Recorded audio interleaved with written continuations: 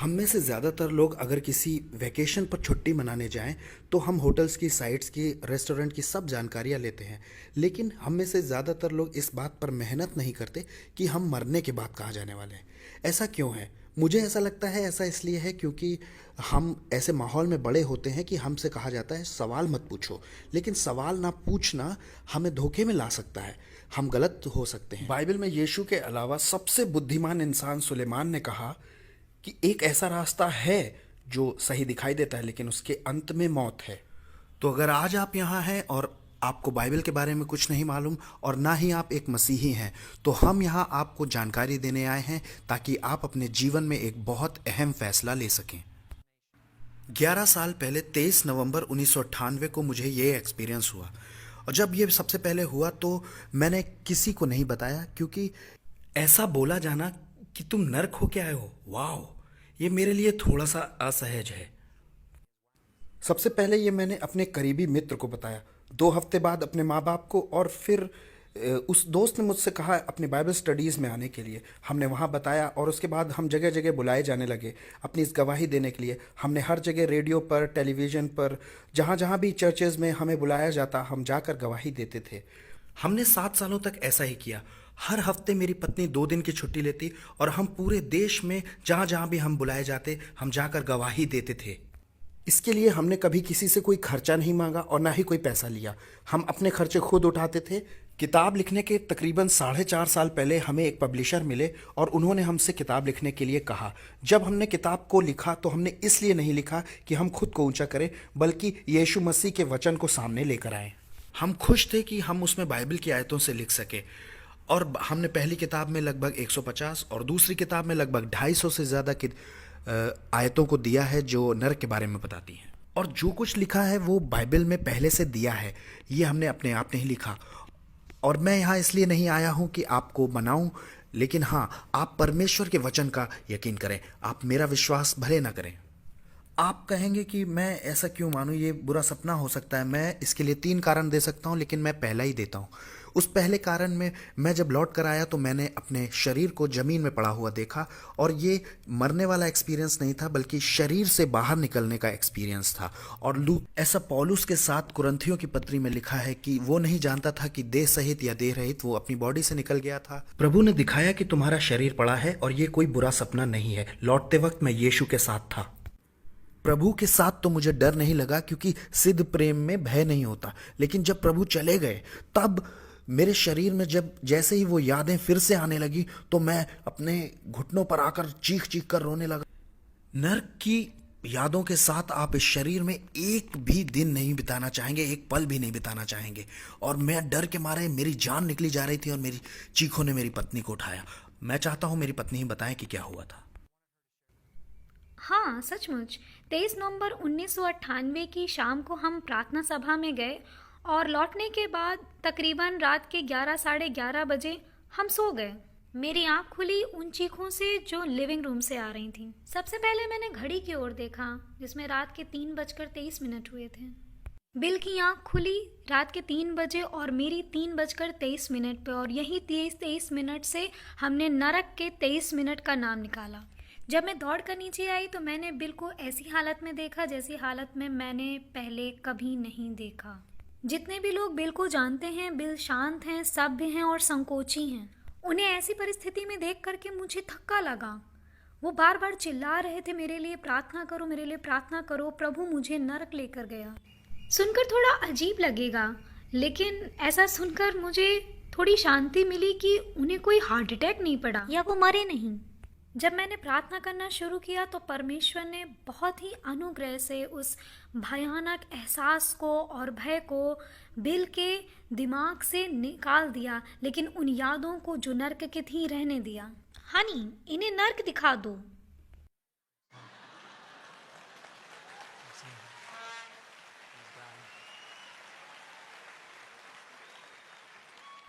Sunday की शाम थी, हम प्रार्थना सभा में गए और जब लौटे तो सब कुछ साधारण सा था। हमने पहले कोई मूवी नहीं देखी, कोई ऐसी डार्क मूवी, और ना ही मुझे पहले कभी कोई दर्शन हुआ था। सुबह के लगभग 3 बजे मेरी आंख खुली और अचानक मैं अपने शरीर से बाहर निकला और हवा में तैर गया। एक सुरंग से होते हुए मैं नर्क के एक कैद खाने में पहुंच गया। मुझे नहीं मालूम मैं कैसे वहां पहुंचा, क्यों वहां पहुंचा, लेकिन ये बिल्कुल असली था जैसे मैं यहाँ आपके सामने खड़ा हूँ, बिल्कुल असली। ये जो जेल का कमरा था ये बिल्कुल बदबूदार गंदगी से भरा हुआ और गर्म था, बेहद गर्म था, धुएं से भरा हुआ था। यशाया 24:22 कहता है कि वो यहाँ एक साथ पकड़कर बंदियों की तरह लाए जाएंगे और उन्हें सताया जाएगा। नीति वचन 7:27 में कहा गया है कि वो यहाँ पर कमरों में लाए जाएंगे, हाँ, रूम्स में लाए जाएंगे। अय्यूब 17:16 में दिया है कि वो कैद खाने में भूमि के नीचे लाए जाएंगे। योना 2:6 में लिखा है मैं भूमि के नीचे बंद हो गया था। टिंडल और न्यू इंटरनेशनल वर्जन दोनों में लिटरली यही शब्द आए हैं कि द्वारों में और कैद खानों में बंद किए जाएंगे। सबसे पहली चीज जो मैंने ध्यान दी कि वहां वो बेहद गर्म था। मुझे लगा कि मुझे तो यहीं राख हो जाना चाहिए था, मैं जिंदा कैसे रहा। गर्म पत्थर के फर्श पर मैं मुंह के बल पड़ा हुआ था जिंदा। बहुत मेहनत करने पर भी मैं बिल्कुल हिल नहीं पा रहा था। मेरे शरीर में बिल्कुल जान नहीं थी और मैं बहुत ज्यादा मूव करने की कोशिश कर रहा था। मैंने सोचा मेरे शरीर के साथ क्या गलत हुआ है, मैं हिल क्यों नहीं पा रहा हूं। लेकिन जैसा यशाया 14:9-10 में आया है कि मैं वहां कमजोर हो गया। नर्क ने तुमसे मिलने के लिए खुद को तैयार किया है और तुम वहां आकर कमजोर हो जाओगे। जो वहां कमजोर के लिए शब्द आया है वो है एलोरफेन। वो वही शब्द है जो न्यायों में शमशून के लिए लिखा है कि वो कमजोर हो गया। भजन 88:4 मैं बलहीन पुरुष हो गया। तो सबसे पहले आपको वहां कमजोरी फील होगी, आप बिल्कुल हिल नहीं सकेंगे सदा तक। आपके साथ कभी ऐसा हुआ है कि आप बीमारी से बहुत परेशान हैं, बुखार है और आप बिल्कुल उठ नहीं पा रहे हैं? नर्क में आप बिल्कुल 1000 गुना वैसे ही कमजोर हैं। प्रेरितों के काम 17:28 में दिया है क्योंकि हम उसी में जीवित रहते और चलते फिरते हैं और स्थिर रहते हैं। मूवमेंट्स भी परमेश्वर ही देता है। मैंने अपनी आंखें उठाई तो वहां मैंने सामने 2 भयंकर जीवों को, जानवरों जैसे जीवों को देखा। ये शैतान के दुष्ट दूत थे, इनके शरीर पर चकत्ते थे, इनकी आंखें अजीब सी थी, इनका मुंह में बर्छियों जैसे दांत थे और इनके 1 फुट से ज्यादा लंबे नाखून थे। और मैं इसके लिए भी बाइबल से आपको आयतें दे सकता हूं लेकिन थोड़ा सा लंबा हो जाएगा। ये दोनों उसी कमरे, उस कैद खाने में रखे गए थे और उनसे आपको भयानक डर लगेगा जितना आपको कभी किसी के सामने नहीं लगा। वो परमेश्वर की निंदा कर रहे थे और बड़ी गंदी गालियां निकाल रहे थे और तब वो परमेश्वर से घृणा करते थे, नफरत करते थे। हम जानते हैं कि घृणा और नफरत करना नर्क से ही आता है। जब वो निंदा कर रहे थे तो उनमें से एक आया और उसने मुझे पकड़ा और दीवार पर कस कर पटक कर मारा। मेरा वजन उनके लिए इस गिलास जितना था और बहुत ज्यादा ताकतवर थे वो। मुझे लगा जैसे मेरी हड्डियां तक टूट गई। मैंने बहुत दर्द महसूस किया और लौटते समय मुझे यीशु ने समझाया था कि मैंने ऑलमोस्ट सारा पेन जो तुमने फील किया ब्लॉक कर दिया था, सिर्फ थोड़ा सा तुम्हें एहसास कराया है ताकि तुम जानो कि यहाँ सचमुच दर्द होता है, ताकि लोग जाने कि ये काल्पनिक दर्द नहीं है, ये सचमुच का दर्द है। तभी उनमें से दूसरा आया और उसने अपने नाखूनों को मेरे सीने में रखकर मेरे सीने को फाड़ डाला। नर्क में भी आपके पास शरीर है। मत्ती 10:28 में लिखा है कि उससे डरो जिससे जो तुम्हारे शरीर और आत्मा दोनों को घात कर सकता है। लूका 16 के धनवान मनुष्य के पास आंखें थी, जबान थी, सब कुछ था। मैंने ध्यान दिया कि मेरे अंदर से कुछ लहू या पानी नहीं निकला क्योंकि लय व्यवस्था 17:11 कहता है कि जीवन लहू में है और नर्क में कोई जीवन, इसीलिए नर्क में कोई भी लिक्विड या खून पानी जैसी कोई चीज नहीं। जकरिया 9:11 में दिया है कि तेरे बंदी ऐसे स्थान पर लाए जाएंगे जहां पानी नहीं है, एक बूंद पानी भी नहीं है। फिर मैंने महसूस किया कि किसी ने मुझे बाहर निकाला। वो परमेश्वर था लेकिन मैं समझा नहीं उस वक्त। फिर वहां से मुझे एक आग के गड्ढे के पास पहुंचाया गया जहां से आग की लपटें उठ रही थी और बड़ी भयानक आग ऊंची ऊंची उठ रही थी। वहां आग के थक्के उड़ रहे थे और लावे जैसा कुछ बह रहा था। और ये पहली बार था जब मैंने ऊपर से इंसानों को देखा। हाँ, उनकी आवाजें मुझे सुनाई दे रही थी और वो दर्द में बहुत बुरी तरह से चीख रहे थे और वो 1-2 नहीं, बहुत सारे इंसान थे। वो दर्द में चीखने की आवाजें आपके दिल को चीर देंगी। यशाया 57:21 में दिया है कि दुष्टों के लिए परमेश्वर ने कोई शांति नहीं रखी, नर्क में सदा के लिए कोई शांति नहीं। और वहां इंसान जो थे वो उनको आग की लपटों में गड्ढे में पड़े हुए मैंने देखा। और ये कोई काल्पनिक आग नहीं है, ये मन गढ़ंत आग नहीं, ये सचमुच में सच्ची आग ही थी जिससे आदमी जलता है। भजन 11:6 में दिया है कि वो दुष्टों पर अपने फंदे बरसाएगा और प्रचंड लू उनके कटोरों में बांट दी जाएगी। भजन 140:10 उन पर अंगारे डाल दिए जाएं और वो आग में गिरा दिए जाएं, ऐसे गड्ढों में गिरें कि फिर ना उठें। मत्ती 13:39 स्वर्गदूत धर्मियों को दुष्टों से अलग कर अग्नि कुंड में डालेंगे। मैं और भी आयतें बाइबल से दे सकता हूं कि वो सचमुच में आग ही थी, लेकिन मैं सिर्फ एक देता हूं। जैसा प्रकाशित वाक्य में दिया है कि महाक्लेश काल में जब अग्निकुंड खोला गया तो उससे धुआं निकला जिसने हमारे आकाश को ढक लिया। अब आकाश में धुआं तभी ढक सकेगा जब सचमुच में आग होगी तब। अगर आग काल्पनिक होगी तो धुआं निकलेगा ही नहीं, लेकिन अगर आग सचमुच में होगी तो ही धुआं निकलेगा। लूका 16 में धनवान पुरुष सिर्फ एक बूंद पानी मांग रहा है। अगर वो आग सिर्फ काल्पनिक है तो वो पानी की एक बूंद क्यों मांग रहा है? बाइबल में 46 आयत हैं जो यीशु ने बोली है नरक के बारे में, जिसमें 18 सिर्फ नरक की आग के बारे में है। मैं समझ गया था कि मैं नरक के नीचे वाले गड्ढे में हूं, और बाइबल में 49 आयतें हैं कि नरक आखिर है कहां। यहेजकेल 26:20 और गिनती 16 और ऐसी ही 49 आयतें हैं। मैं नर्क के नीचे वाले गड्ढे में था, और प्रकाशित वाक्य में दिया है 20:13 में कि नर्क और अधोलोक मृत्यु उठाकर आग की झील में डाल दिए गए न्याय के दिन। मैं समझ चुका था कि यहाँ सताने के लिए अलग अलग स्थान है और दर्द देने के अलग अलग स्तर हैं। मुझे ये तो नहीं मालूम कि मैं कौन से स्तर पे था, लेकिन वहाँ सब कुछ अलग अलग है। आपको याद है यीशु ने कहा, फरीसियों तुम ज्यादा दंड भुगतोगे, और उस नगर की दशा सदोम और अमोरा से अधिक दंडनीय ठहरेगी। इब्रानियों 10:28 सोचो वो कितने ज्यादा दंड के योग्य ठहरेगा जिसने परमेश्वर के पुत्र के लहू को पांव से रौंदा है। लूका 12:47 वो दास जो तैयार न रहा वो ज्यादा मार खाएगा। देखिए, मैं ये समझाना चाह रहा हूं कि नरक में ऐसी कोई जगह नहीं है जहां आप आराम से रह ले जाएं। वो सबकी सब जगह ही दर्दनाक है और आप उसको सह नहीं पाएंगे। और एक बूंद पानी आपके लिए बहुत कीमती है। ऐसा समझिए जैसे आप महीनों से दौड़ रहे हैं रेगिस्तान में बिना पानी के। मैं बुरी तरह से सिर्फ एक बूंद पानी चाहता था, और आपको वो एक बूंद पानी कभी नहीं मिलेगा। अगर मैं आज आपको यहाँ एक बूंद पानी दूं तो वो आपके लिए क्या कर सकता है? कुछ नहीं ना। लेकिन नर्क में एक बूंद पानी भी बहुत कीमती है। इसलिए जब मैं वापस आया तो मैंने अपनी पत्नी से पीने के लिए एक गिलास पानी मांगा, और जब मैंने उसे देखा तो मुझे लगा वाह, एक गिलास पानी में कितना जीवन भरा है, कितना जीवन भरा है एक गिलास पानी में। प्रकाशित वाक्य 21:6 वो जीवन के सोते में से पिलाएगा। वो बहुत खूबसूरत एहसास था जब एक गिलास पानी में आप जीवन देखते हैं। वो जगह गंदी, सड़न और बदबू से भरी हुई थी, आपने कभी नहीं देखी होगी। जैसे ऐसा लगेगा कोई सबसे गंदा गटर खोल दिया गया हो।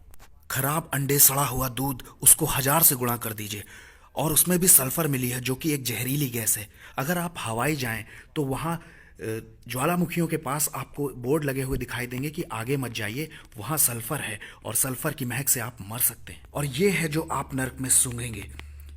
आपको जरा सी सांस लेने के लिए बहुत मेहनत करनी पड़ेगी।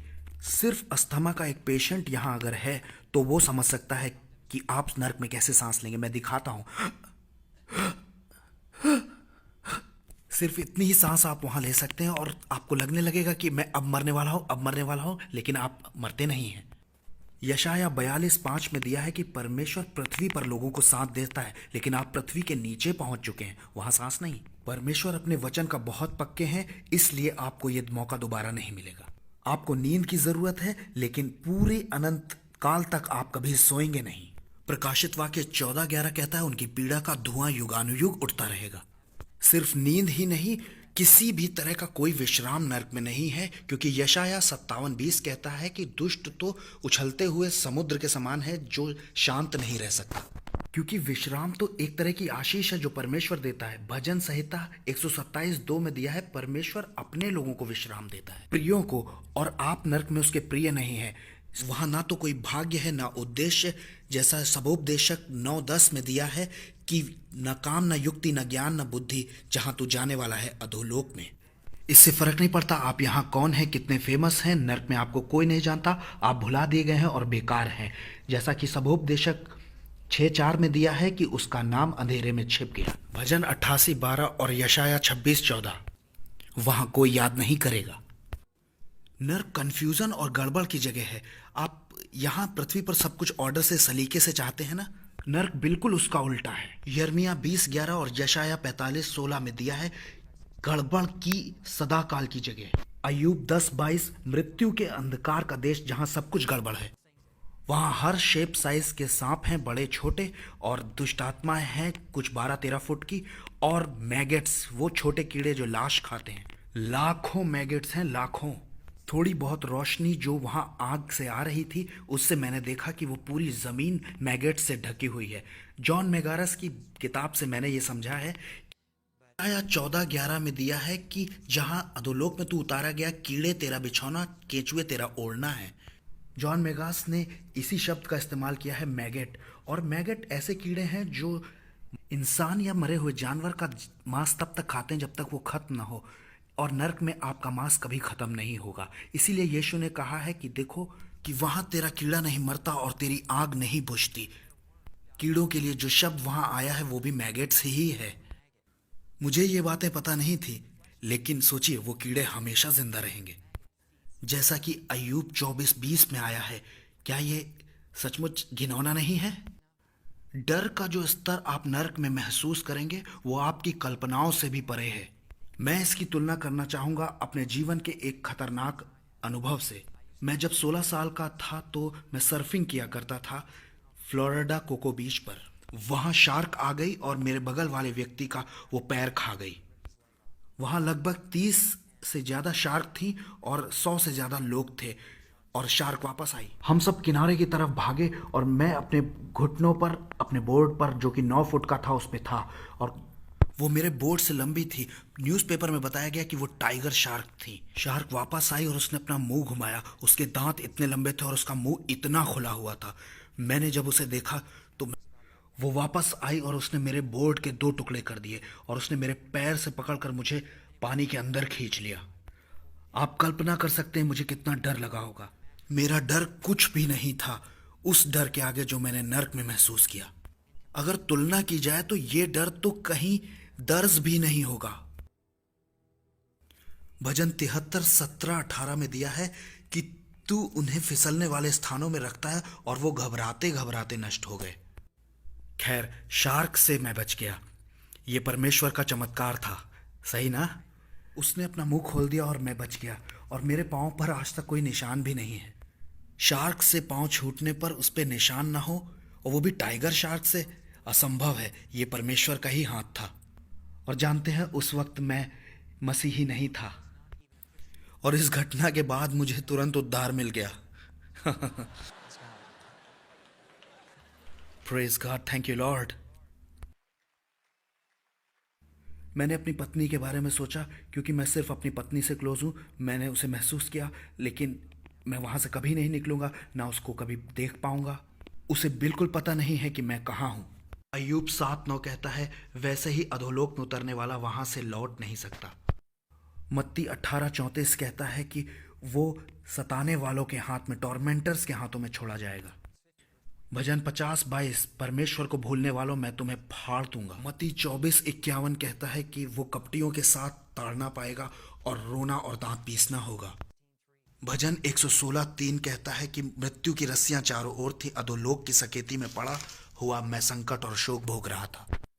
मैं और आयतें दे सकता हूँ। भजन 74:20 में लिखा है, देश के अंधेरे स्थान अत्याचार के घरों से भरपूर हैं। अत्याचार, क्रुएलिटी, मतलब हमास, जो शब्द आया है वो है हमास। हमास शब्द की अगर आप गहराई में जाएंगे तो उसका अर्थ है उपद्रव, नष्ट होना, विनाश करना, और सच्ची घृणा। दुष्ट आत्माएं आपसे घृणा करती हैं, और आप अपने प्रियों को कभी नहीं देखेंगे। आपने देखा होगा उस गड्ढे में सबको एक साथ रखा गया है, लेकिन सच में ऐसा नहीं है। सबको अलग अलग रखा गया है। हम किसी से बात करके खुश होते हैं, हमें अच्छा लगता है किसी से मिलना, बात करना, लेकिन नर्क में ऐसा नहीं होगा। आप कभी किसी से कोई बात नहीं कर सकेंगे। आप अकेले अंधकार में पड़े रहेंगे, क्योंकि हमारी आत्मा कभी मरती नहीं है। इसलिए आपको हमेशा ऐसे ही रहना है। परमेश्वर ने हमें अपनी समानता स्वरूप में बनाया। आप चाहे कुछ भी कर लें, ये सब कुछ ऐसे ही चलता रहेगा। आप कहेंगे, बिल ये नर्क इतना भयानक क्यों है, मैं यहाँ कुछ समझाना चाहूंगा। मत्ती 25:41 में यीशु ने कहा है कि नर्क शैतान और उसके दूतों के लिए बनाया गया था, और ये शब्द तैयार किया गया था। ये शब्द यूहन्ना 14:2 में भी मिलता है। यहाँ यीशु कहते हैं कि मैं स्वर्ग में तुम्हारे लिए जगह तैयार करने जा रहा हूं। जब उसने नर्क प्रिपेयर किया, इसका मतलब उसने अपने सारे गुणों को उस नर्क से बाहर रखा। याकूब 1:17 कहता है, हर एक उत्तम चीज ऊपर से ज्योतियों के पिता से मिलती है। जब परमेश्वर ने नर्क का निर्माण किया तो उसने अपने आप को, अपने गुण को उससे बाहर निकाल लिया। नर्क में अंधेरा है क्योंकि पहला यूहन्ना 1:5 कहता है परमेश्वर ज्योति है। नर्क में मृत्यु है क्योंकि परमेश्वर जीवन है।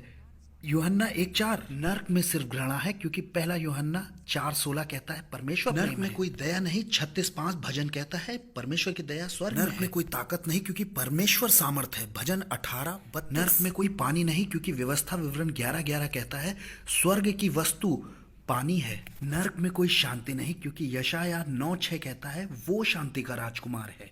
तो देखा आपने, किसी परिस्थिति में से अगर परमेश्वर निकल जाए या परमेश्वर स्वयं को बाहर निकाल ले तो सारी अच्छाई उसके साथ ही बाहर चली जाती है। अगर आप उसका इनकार करना चाहते हैं तो एक स्थान है जो आपके लिए है जहां परमेश्वर नहीं है। धीरे धीरे मैं सुरंग से ऊपर आने लगा और अचानक एकदम से मैंने एक बहुत तेज रोशनी देखी। मैं तुरंत समझ गया कि वो कौन है। मुझे पूछना नहीं पड़ा। मैं बोला यीशु। उसने कहा मैं हूं। मैंने जो रोशनी देखी वैसी रोशनी मैंने पहले कभी नहीं देखी। मैंने एक व्यक्ति की आकृति को देखा। जब उसने कहा मैं हूं, मैं बस उसके पैरों पर गिर पड़ा। मुझे ऐसा लगा मैं मर जाऊंगा। प्रकाशित वाक्य 1:17 में जैसा यूहन्ना को अनुभव हुआ कि वो उसके पांव पर गिर गया और मुर्दा सा हो गया, वैसा ही उसने मुझे छुआ और मैं लौट आया और मैं उसके पैरों पर था। और मैंने महसूस किया जो मैं हमेशा से जानता था जब से मैं क्रिश्चियन हूं, कि वो क्रूस पर गया, इसलिए अब मुझे उस स्थान पर कभी नहीं जाना होगा। मैं क्रूस के लिए बहुत धन्यवादित था। अगर वो क्रूस पर नहीं गया होता तो हम सब वहां होते। मैं बहुत धन्यवादी था और मैं सिर्फ इतना कहना चाह रहा था, thank you Jesus, thank you Jesus, धन्यवाद यीशु, धन्यवाद यीशु। मैं उससे कोई प्रश्न नहीं पूछना चाह रहा था, मैं सिर्फ उसकी आराधना करना चाह रहा था सच्चे दिल से। कुछ समय बाद विचार मेरे दिमाग में उठने लगे और वो मेरे विचारों में ही मुझे उत्तर देने लगा, मन में। भजन 139:2 में दिया है, वो दूर से हमारे विचारों के उत्तर देता है। मैंने पूछा प्रभु आपने मुझे ऐसी भयानक जगह क्यों भेजा? उसने कहा क्योंकि बहुत से मेरे लोग अभी यकीन नहीं करते नरक है, एक सचमुच की जगह है। क्या सारे मसीही विश्वास नहीं करते? उसने कहा नहीं, वो भरमा दिए गए हैं। और यीशु चाहते थे कि मैं ये लोगों को बताऊं, क्योंकि बहुत सारे चर्च हैं जो बताते ही नहीं नरक के बारे में आज। और वो नहीं चाहता कि वहां कोई जाए, क्योंकि वो उसने मनुष्यों के लिए बनाया ही नहीं था। मत्ती 25:41 नरक शैतान और उसके दूतों के लिए बनाया गया, लेकिन आज मनुष्य वहां जा रहे हैं क्योंकि वो चुनाव करते हैं परमेश्वर का भेजा एकमात्र उपाय को अस्वीकार करके, रिजेक्ट करके यीशु मसीह को। मैंने पूछा प्रभु वो डीमंस मुझसे इतनी नफरत क्यों करते थे? उसने कहा क्योंकि वो मुझसे नफरत करते थे और तुम मेरी इमेज में बनाए गए हो। याद है यूहन्ना 15:18 तुमसे पहले उन्होंने मुझसे बैर किया। उत्पत्ति 1:26 हम उसके स्वरूप में हैं। जितनी भी बुराई आज हम इस संसार में देखते हैं, बुखार, बीमारी, कैंसर, ये सब नर्क से आता है। जब मैं वहां था तो मैं इस बात को बहुत अच्छी तरह से समझ गया था कि ये नर्क का है। ये सब डिमोनिक रेल्म से आता है, वो उन डीमंस के काम है और लोग परमेश्वर को दोषी ठहराते हैं। ये परमेश्वर की ओर से कभी नहीं था। यीशु ने कहा मैं इसलिए आया कि तुम बहुतायत का जीवन पाओ, लेकिन शत्रु इसलिए आता है कि वो चोरी करे, घात करे और नष्ट करे। ये परमेश्वर की ओर से नहीं है, वो तो जीवन का दाता है। मैंने पूछा प्रभु आपने मुझे क्यों चुना? इसका उसने कोई उत्तर नहीं दिया, इसलिए मुझे कोई आइडिया नहीं कि उसने मुझे क्यों चुना। मैं कोई बिली ग्राहम तो नहीं हूं, मैं तो एक साधारण सा जमीन के सौदे कराने वाला इंसान था। मैं तो साफ सुथरा और सुलझा हुआ रहना चाहता हूं, और नर्क तो बिल्कुल उल्टी जगह है। हम सभी देखिए साफ सुथरे रहना चाहते हैं। मैं डराना नहीं चाहता, लेकिन गर्मी का मौसम ही मेरे लिए बहुत है। मैं समझा कि इस बात से कोई फर्क नहीं पड़ता कि उसने मुझे क्यों चुना। हम सबको एक विशेष कार्य दिया गया है। प्रभु में हम सबको कुछ ना कुछ विशेष कार्य मिला है। हम में से कोई एक दूसरे से बड़ा नहीं, हम सब बराबर हैं। आप जानते हैं, मैं 7 साल तक बहुत ही असहज था इस गवाही को देने में, लेकिन उसने मुझसे कहा, ये तुम्हारे सहज होने के बारे में नहीं बल्कि आज्ञाकारी होने के बारे में। मैंने कहा, प्रभु मैं इस बारे में किसी से बात नहीं करना चाहता। वो हंसेंगे, मजाक उड़ाएंगे। उसने कहा, ये तुम्हारा काम नहीं है, ये पवित्र आत्मा का काम है, पापों के लिए कायल करना। तुम सिर्फ जाओ और बताओ। मैंने कहा, प्रभु मैं वहाँ आपको याद क्यों नहीं कर पाया, मैं वहाँ आपको क्यों नहीं जानता था। उसने कहा, अगर तुम मुझे वहाँ जानते तो तुम्हें आशा होती, और मैं चाहता था कि तुम महसूस करो उस नाउम्मीदी को जो वो लोग वहाँ महसूस करते हैं। अगर मैं वहाँ मसीही होता तो मैं वहाँ खुश हो जाता कि यीशु मुझे निकाल लेंगे, लेकिन उसने मेरे माइंड को ब्लॉक कर दिया इस बात को जानने से कि मैं यीशु को जानता हूँ। और मैंने महसूस की है वो आशाहीनता, वो नाउम्मीदी कि आप वहाँ से कभी बाहर आएंगे। यशाया 38:18 कहता है, वो कब्र में पड़े हुए तेरी सच्चाई की आशा भी नहीं कर सकते। और हम जानते हैं कि सत्य तो यीशु है, मार्ग, सत्य और जीवन यीशु है, और कोई मेरे बिना पिता तक नहीं पहुंच सकता। देखिए, यीशु ही आशा है विश्वासियों की, लेकिन उनके लिए वहां कोई आशा नहीं थी। उनके लिए अब देर हो चुकी है, उनका फैसला हो चुका है। दुख और दर्द, तकलीफ और परमेश्वर से अलगाव के बाद एक सबसे बड़ी बुरी खबर यह है कि आप वहां से कभी बाहर नहीं आएंगे। 10 लाख साल बीत जाएंगे, लेकिन आप वहीं हैं दर्द भोगते हुए। और वहां से निकलकर हम अंतरिक्ष में गए, और ऊपर से मैंने अंतरिक्ष में देखा पृथ्वी को। ये बहुत अद्भुत है, पृथ्वी को अंतरिक्ष से देखना। मैंने देखा, वाह क्या महिमा है, हमारी पृथ्वी को क्या है जो पकड़े हुए है। देखिए, अय्यूब में लिखा है कि वो निराधार हमारी पृथ्वी को टिकाए है। क्या है जो इतने सिद्ध तरीके से 1000 मील प्रति घंटा घूम रही है, और 1 मील भी ज्यादा या कम नहीं। वाह, मैं बचपन से एक एस्ट्रोनॉट, एक अंतरिक्ष यात्री बनना चाहता था, और परमेश्वर ने मेरी इस दिल की इच्छा को पूरा किया। वो मन की भावनी वाली वस्तुएं देता है। फिर मैंने वहां अंतरिक्ष की विशालता को देखा। अंतरिक्ष में करोड़ों तारे, अरबों तारे जो एक दूसरे से लड़ नहीं रहे थे, जो सब कुछ कंट्रोल किए हुए था। मैंने कहा, परमेश्वर वाह, तू सब कुछ संभालता है। अरबों खरबों तारे, वो सब उसके कंट्रोल में है। फिर मुझे पृथ्वी पर रहने वाले वो अरबों लोग याद आए, उनके मन में उठते हुए लाखों करोड़ों विचार, जिन्हें परमेश्वर प्रतिपल जानता है। हाँ, परमेश्वर इतना बड़ा है, क्या आप कल्पना कर सकते हैं? वो पूरे स्वर्ग को और पूरे अंतरिक्ष को चला रहा है, और कहीं कोई गड़बड़ नहीं है। हर एक चिड़िया जो भूमि पर गिरती है वो उसे जानता है। हर वो बाल जो आपके सिर पर है उसे जानता है, जो रोज बदल रहा है। और बाल भी हर समय बढ़ रहे हैं। मैं परमेश्वर की वो सारी क्रिएशन का आनंद उठा रहा था, और उसने मुझसे मुड़ करके देखने को कहा। मैंने उसी टनल को, उस सुरंग को फिर से देखा, और उसमें मैंने जाते हुए लोगों को देखा, एक के बाद एक, एक के बाद एक, एक के बाद एक, उसी टनल से जिससे हम निकले थे। और फिर यीशु रोने लगे, क्योंकि वो नहीं चाहते कि वहां कोई जाए। यहेजकेल 33:11 में दिया है कि वो दुष्टों की मौत से खुश नहीं होता। और लोग एक के बाद एक उस गड्ढे में गिर रहे थे, और यीशु चाहते थे कि मैं ये देखूं ताकि मैं गवाही दे सकूं। और मैं खड़ा नहीं रह पाया ये देखकर, और उसने मुझे महसूस कराया उसके दिल का वो हिस्सा, परमेश्वर का प्रेम, परमेश्वर की दया, उसका तरस। इफिसियों 3:19, मसीह के प्रेम को जानो जो ज्ञान से परे है। जानते हैं, परमेश्वर ने नहीं ठहराया कि ये व्यक्ति नरक जाएगा और ये व्यक्ति स्वर्ग जाएगा। वो तो हम खुद ही जब अपने लेखा देने की उम्र में आते हैं, अपने आप ही नरक जा रहे हैं। परमेश्वर तो इसलिए आया कि हम उस सड़क पर ना चलें। मुझे पसंद है जो रेनहार्ड बोंकी कहते हैं कि प्रभु ने हमें बचाने के लिए वो सब कुछ सहा है, इसलिए हम सब का फर्ज बनता है कि हम क्रूस की ओर देखें, कि हम परमेश्वर के अधीन हों और मान लें कि हम पापी हैं और हमें यीशु की जरूरत है। हम पृथ्वी पर आए, मैं अपने शरीर के पास कहूँ ऊपर था, मैं छत पर से अपने शरीर को देख रहा था, और मैं देखकर कह रहा था कि ये मैं नहीं हूँ, मैं तो ये हूँ जो मैं खड़ा हूँ। ये ऐसा है जैसे आप अपनी कार से बाहर निकल आए हों। आप कार नहीं हैं, आप कार से बाहर आ चुके हैं। ऐसा ही शरीर से बाहर आना है, ये इतना ही टेम्परेरी है। मैंने कहा, प्रभु ये क्या है? उसने कहा, ये तुम्हारा जीवन है। मैंने कहा, बस प्रभु इतना सा छोटा? उसने कहा, याकूब 4:14, तुम्हारा जीवन भाप के समान है। अनंत जीवन के मुकाबले में ये काफी छोटा है, जैसे केतली से निकलता हुआ धुआं, बस इतना ही। मैंने कहा, प्रभु इसका मतलब हमारे पास समय कम है। उसने कहा, इस कम समय में जो तुम मेरे लिए करते हो मैं उसे पूरे अनंत जीवन याद रखूंगा। चर्च, क्या ये अद्भुत नहीं है कि परमेश्वर ऐसा है? परमेश्वर की स्तुति हो, प्रेज द लॉर्ड। इस छोटे से जीवन में सबसे महत्वपूर्ण जो पहलू मैं समझ पाया हूं वो ये है कि हम परमेश्वर की सेवा करें। खैर, आगे चलते हैं। आप यहां हो सकते हैं और आप कहेंगे, बिल मैं एक अच्छा व्यक्ति हूं, मैं नरक नहीं जाऊंगा।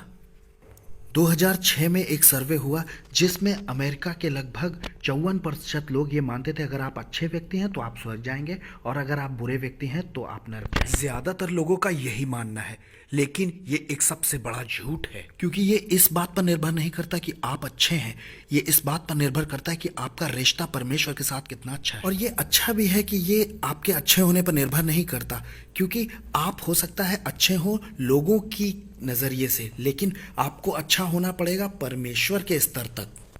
अगर आपने एक बार भी झूठ बोला है तो सब झूठों का भाग उस झील में मिलेगा। प्रकाशित वाक्य। अगर आपने कोई छोटी सी चीज भी चुराई है तो कोई चोर स्वर्ग में प्रवेश नहीं करेगा। पहला कुरिन्थियों 6:9। अगर आपने कोई अश्लील विचार कभी किसी के लिए मन में रखा है तो ये व्यभिचार हुआ और कोई अडल्टरर स्वर्ग में प्रवेश नहीं करेगा। याकूब 2:10 कहता है कि तू एक बात में व्यवस्था में चूका तो सब में चूक गया। ये तो 10 आज्ञाओं में से सिर्फ 3 ही हैं और अगर इसके आधार पर न्याय हुआ तो हम सब गिल्टी होंगे। तो हमें पाप की कीमत चुकानी होगी और यीशु पाप की कीमत है। रोमियो 6:23, पाप की मजदूरी तो मृत्यु है, परमेश्वर का वरदान अनंत जीवन है। और यीशु ने कीमत चुका दी। अब या तो कीमत आप चुकाएं और या तो यीशु को चुकाने दें, क्योंकि आप चुका नहीं पाएंगे। इसके लिए जरूरत पड़ेगी अनंत परमेश्वर की और यीशु के खून की। समय इसकी भरपाई नहीं कर पाएगा। आप कहें कि मैं 500 साल नरक में रह लूंगा और कीमत चुका दूंगा, ये इस तरह से काम नहीं करता। आप अनुग्रह के द्वारा विश्वास से बचाए गए हैं, ना कि सजा की कीमत चुकाकर बचाए जाए। मैं एक टॉक शो पे था, एक रेडियो प्रोग्राम में, और सामने देश के एक बड़े जाने माने एंकर बैठे थे और उन्होंने मुझसे कहा, तुम्हारा परमेश्वर मतलब तुम ईसाइयों का परमेश्वर थोड़ा सा अड़ियल और बिना किसी दया का है। उसे मेरी भावनाओं की कोई कदर ही नहीं है, वो मेरे विचारों का सम्मान ही नहीं करता। उसे मुझे स्वर्ग आने देना चाहिए क्योंकि मैं एक अच्छा व्यक्ति हूं। मैंने उनसे कहा, आप ऐसे समझिए जैसे आप यहाँ के सबसे महंगे घर में घुसने जा रहे हैं और जाकर खटखटा कर कहते हैं, एक्सक्यूज मी, आज से मैं आपके साथ रहूंगा। आपको क्या लगता है वो आपसे क्या कहेगा? वो कहेगा नहीं, क्योंकि आपका उसके साथ कोई रिश्ता नहीं है। बिल्कुल ठीक इसी तरह से जीवन भर आप सिर्फ अपने बारे में सोचते रहे और परमेश्वर से कोई लेना देना नहीं रखा। अब जीवन के अंत पर आप परमेश्वर के दरवाजे पर खड़े होकर ये नहीं कह सकते कि मुझे अंदर आने दो, मैं अच्छा आदमी हूँ। ये आपके अच्छे होने पर नहीं, आपके रिलेशनशिप पर निर्भर करता है। आपको उसे जानना पड़ेगा। उसने आपको मौका दिया अपना पिता कहने का, लेकिन आपने रिजेक्ट किया बार बार। वो आपका क्रिएटर तो है लेकिन आपका फादर नहीं है। गलातियों 3:26, रोमन 9:7-8 और यूहन्ना 7:12-8-44 दिया है कि वो तुम्हारा रचयिता तो है लेकिन तुम्हारा पिता नहीं है जब तक तुम यीशु को अपने जीवन में नहीं बुलाते। मैंने कहा, तो आप बताइए घमंडी कौन है? आप जो बिना किसी रिश्ते के उसके साथ रहना चाहते हैं, आपका कोई हक नहीं है। उसने कहा, तुम मसीही लोग तुच्छ सोच के हो और परमेश्वर पर सिर्फ तुम्हारा ही हक है। मैंने कहा, मैं एक तरह से और समझाता हूँ। मानिए कि आपने मुझको अपने घर पर खाने पर बुलाया है और आपने कहा नॉर्थ में आना और 95 किलोमीटर्स तक आना, उसके बाद यहाँ मुड़ जाना और यही सिर्फ एकमात्र रास्ता है मेरे घर आने का। लेकिन मैं कहता हूँ नहीं, मैं तो साउथ में जाऊँगा। अरे मैं तो किसी भी सड़क पर जाऊँगा, मैं तुम्हारे घर पहुँच जाऊँगा, मैं तो ऐसा मानता हूँ। आप कहेंगे, बिल मैं अपने घर का सही रास्ता तुम्हें बताता हूं। अरे मैं भी तो यही कह रहा हूं, परमेश्वर अपने घर का रास्ता जानते हैं और वो बता तो रहे हैं। उसने अपने क्लियर डायरेक्शंस दिए तो हुए हैं, हमें तो सिर्फ उसे फॉलो करना है। अगर हम मिस करते हैं तो ये हमें नरक में ले जाएगा। ये नैरो माइंडेड होना नहीं है, ये सटीक होना है और परमेश्वर अपने वचन पर बिल्कुल सटीक है। फिर वो बोले, अगर ईश्वर है तो संसार में इतनी बुराइयां क्यों हैं? मैंने कहा कि अगर ईश्वर नहीं है तो संसार में इतनी अच्छाइयां क्यों हैं? प्रभु की स्तुति हो। ये इतना अच्छाइयां कहां से आ रही हैं दुनिया में? तो उन्होंने कहा अच्छा तो ठीक है, मैं एक पापी हूँ, लेकिन मैं इतना भी बुरा नहीं हूँ, मैंने किसी की हत्या नहीं की।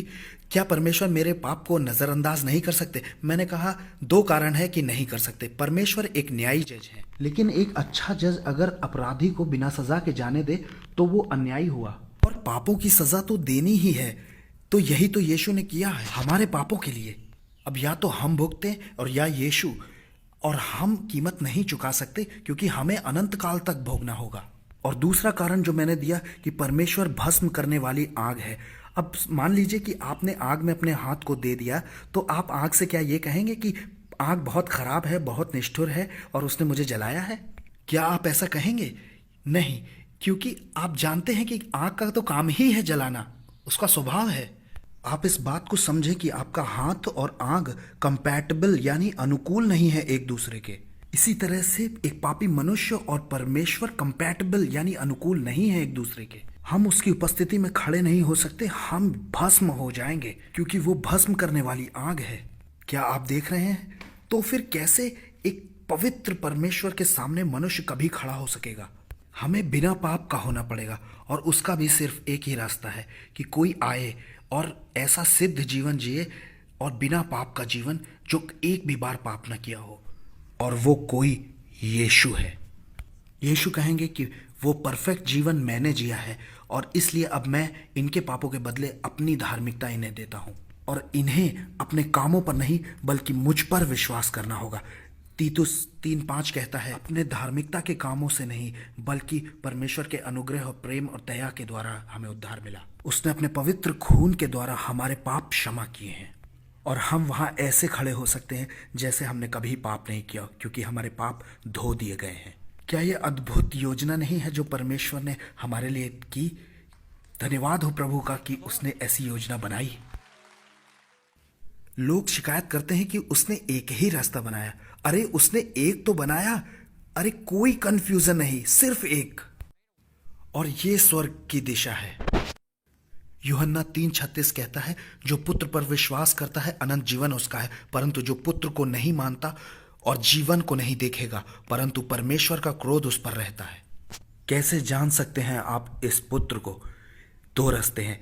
आपको पश्चाताप करना है, लूका 3:13, यदि तुम मन न फिराओगे तो इसी रीति से नष्ट होगे। मन फिराने का मतलब है मुंह मोड़ना अपने पापों से। ऐसे नहीं कि आपने मान लिया कि वो परमेश्वर का पुत्र है, मैं एक पापी हूं। आपको अपना पूरा भरोसा उस पर रखना पड़ेगा। मैं अपने आप को बचा नहीं सकता और मैं पाप करना नहीं चाहता, मैं तो बस आपके पीछे चलना चाहता हूं। रोमियो 10:9-10 कहता है यदि हम अपने मुंह से अंगीकार करें और अपने मन से विश्वास करें कि परमेश्वर ने उसे मरे हुओं में से जिलाया तो हम निश्चय उद्धार पाएंगे। यूहन्ना 14:6 में यीशु ने कहा मार्ग, सत्य और जीवन मैं ही हूं, मेरे बिना कोई पिता तक नहीं पहुंच सकता। मैं किसी के विश्वास का निरादर करना नहीं चाहता, लेकिन मैं रोकूंगा आपको एक ऐसे विश्वास को करने से।